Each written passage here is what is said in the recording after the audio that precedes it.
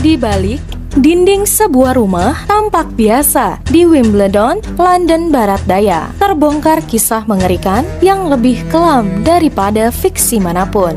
Di rumah itu tinggallah sepasang kekasih yang bernama Sabrina Koider yang berusia 35 tahun, seorang perancang busana, serta suaminya Uesem Meduni yang berusia 40 tahun, seorang mantan bankir. Sepasang kekasih ini tampak biasa saja di luar, namun siapa sangka di dalam diri mereka tega menaruh teror terhadap seorang gadis muda yang datang dari Prancis. Sebenarnya, apa motif dari sepasang kekasih itu? Dan bagaimana bisa ia menaruh teror kepada gadis muda? Mari kita simak tuntas di cerita ini.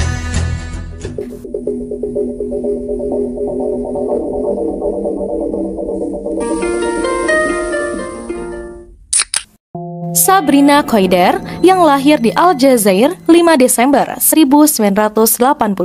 Namun, ia harus pindah ke Prancis karena pada saat itu negara Timur Tengah sedang berperang. Jadi, orang tua Sabrina memutuskan untuk pindah. Sabrina dan keluarganya yang hanya hidup pas-pasan sering diremehkan banyak orang, termasuk teman-teman Sabrina sendiri. Dari hal tersebut, membuat Sabrina yang pendiam ini menjadi pendendam dan penuh amarah, serta memiliki ambisi berlebih ingin bisa membuktikan pada orang yang mengejeknya. Tibalah pada saat Sabrina masuk ke sekolah, dia mulai menunjukkan sisi dirinya untuk menjadi pusat perhatian. Pusat perhatian yang ia inginkan bukan dalam untuk mencari teman, namun untuk menunjukkan kekuasaannya. Dia menganggap temannya itu semua hanyalah saingan untuknya. Sabrina yang dikenal dengan suka mengatur, memerintah, atau bersifat bosi ini melakukan hal tersebut hanya untuk tidak diremehkan. Namun seiring berjalannya waktu, Sabrina di masa remajanya yang sangat mendambakan kehidupan mewah dan glamor, tapi kehidupan keluarga yang tidak mendukung, akhirnya ia pun memutuskan untuk bekerja menjaga stand makanan di pasar malam. Namun ternyata gaji itu hanya cukup untuk kebutuhannya saja, tidak dengan gaya hidup seperti nongkrong, membeli barang mewah yang ia idamkan seperti teman yang lain. Meskipun Sabrina telah mengumpulkan gaji berbulan-bulan, ia merasa hidupnya tetap kosong, makin tidak dihargai, dan ia nekat untuk lompat dari balkon apartemen lantai 4-nya. Namun ternyata Tuhan masih menyayanginya.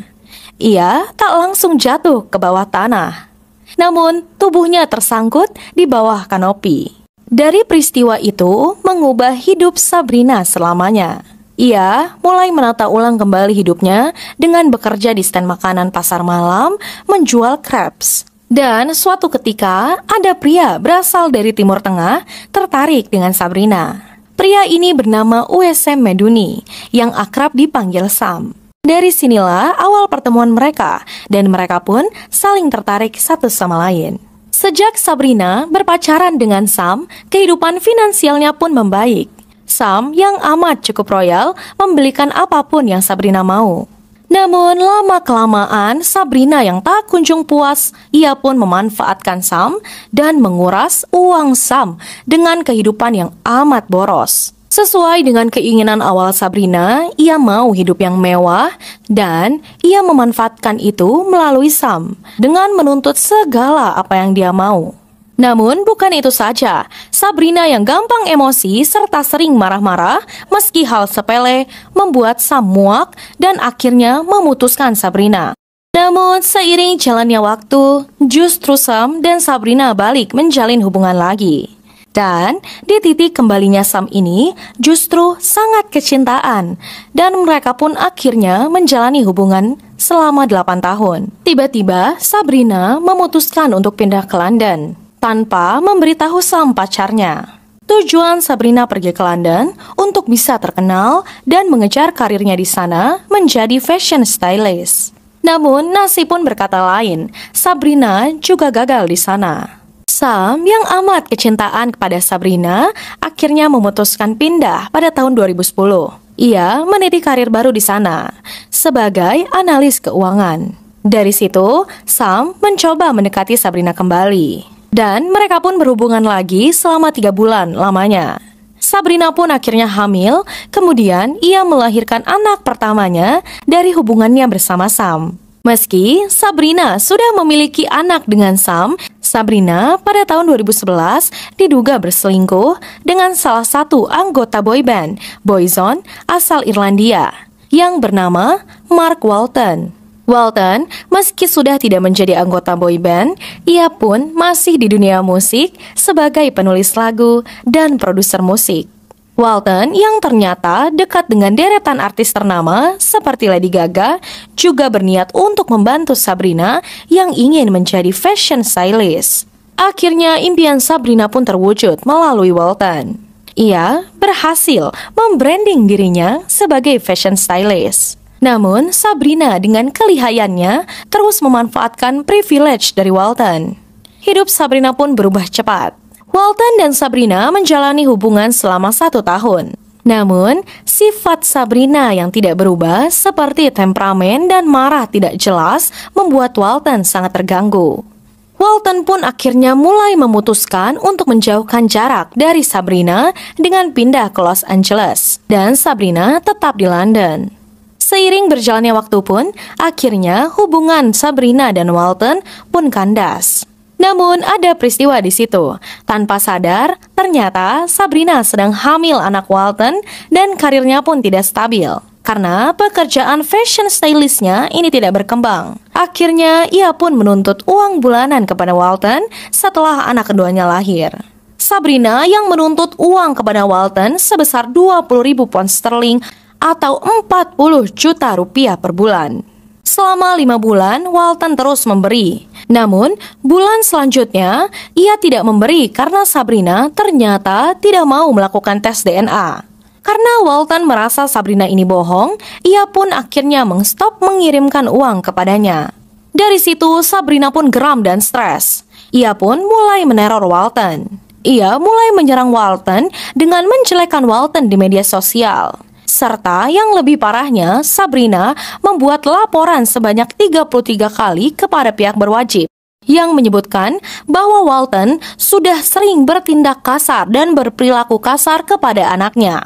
Namun laporan itu pun tidak digubris oleh polisi karena Sabrina tidak memiliki bukti. Karena pelaporannya tidak diterima dan juga berniat untuk menjatuhkan Walton tidak bisa, Sabrina pun akhirnya stres berat. Ia memutuskan kembali lagi kepada Sam yang masih jelas menerimanya dan pindah ke Southfields, Wimbledon. Di Southfields, Sabrina jarang mau berinteraksi dengan tetangga.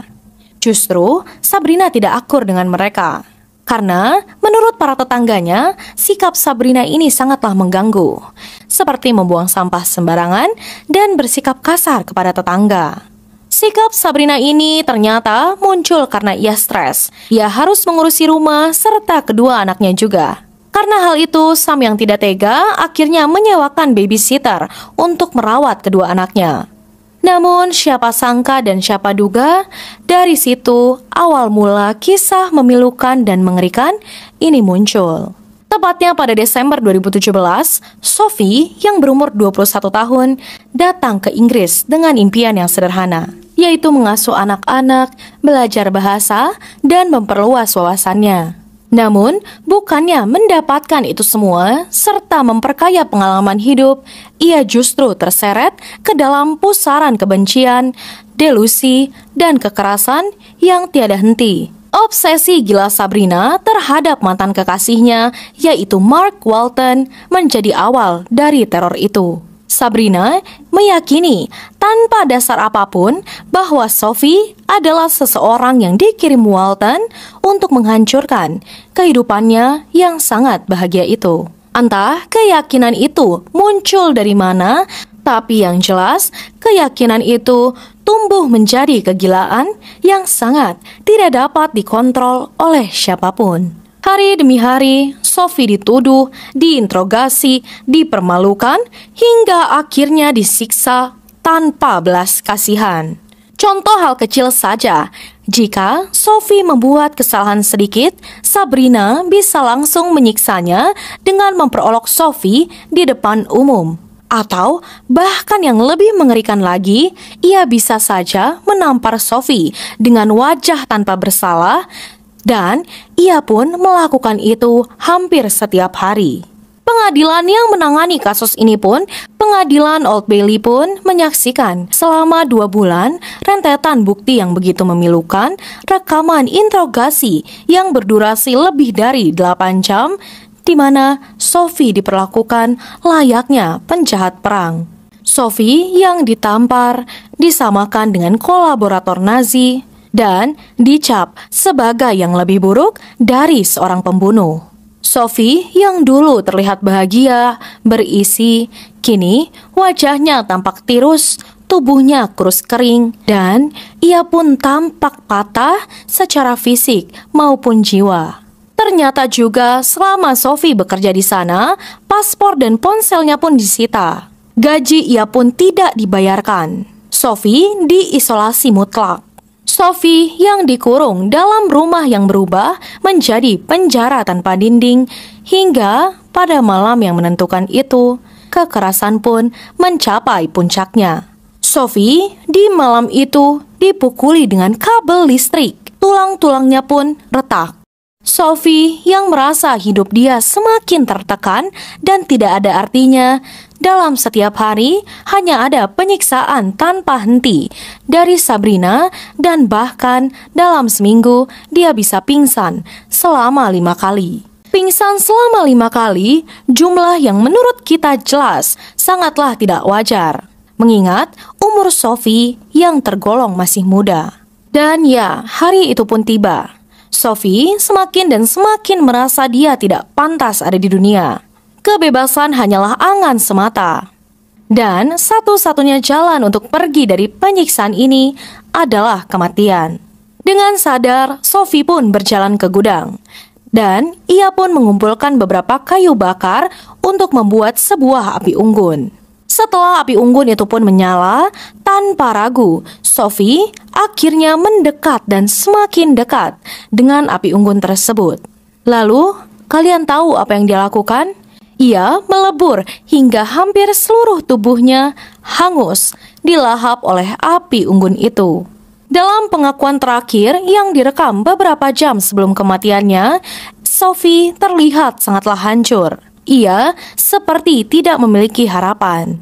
Gadis yang datang dengan kegembiraan itu harus berakhir dengan tragedi yang bahkan tidak ada dalam mimpi di kehidupan nyata. Dan rencana penyiksaan itu pun berakhir dalam tragedi yang mengerikan. Tubuh Sophie ditemukan telah hangus terbakar di sebuah api unggun di taman rumah mereka. Saat petugas pemadam kebakaran mencium bau busuk yang menyengat dari kobaran api, suaminya Sabrina, Medoni, mencoba mengelabuhi mereka.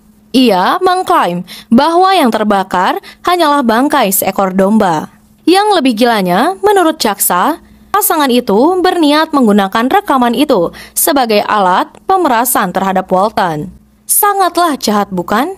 Bagaimana obsesi benar-benar membutakan rasa iba dan kemanusiaan terhadap sebuah insan.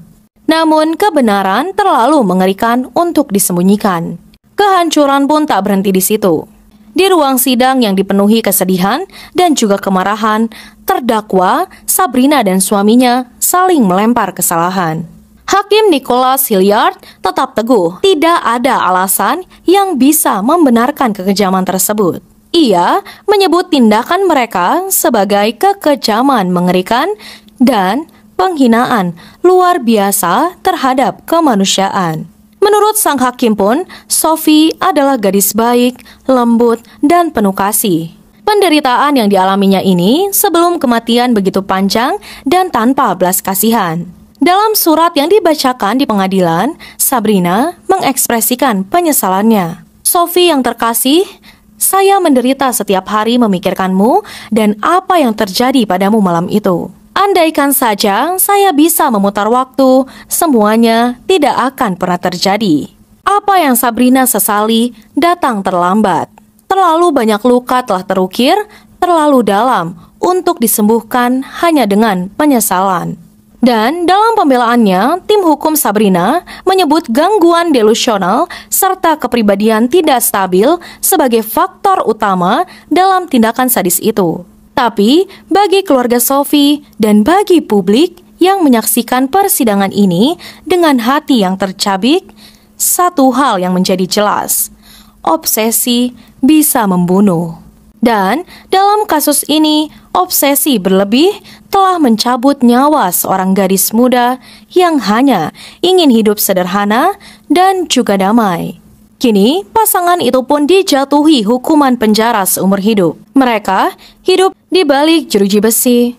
Mungkin untuk pertama kalinya, mereka akan benar-benar menghadapi keheningan yang tak lagi bisa mereka kendalikan, dan dalam keheningan itu, bayang-bayang Sophie akan terus menghantui mereka selamanya. Jika kalian menyukai kisah kriminal seperti ini, tekan like, subscribe, dan juga share, serta klik lonceng di bawah agar tidak tertinggal notifikasinya.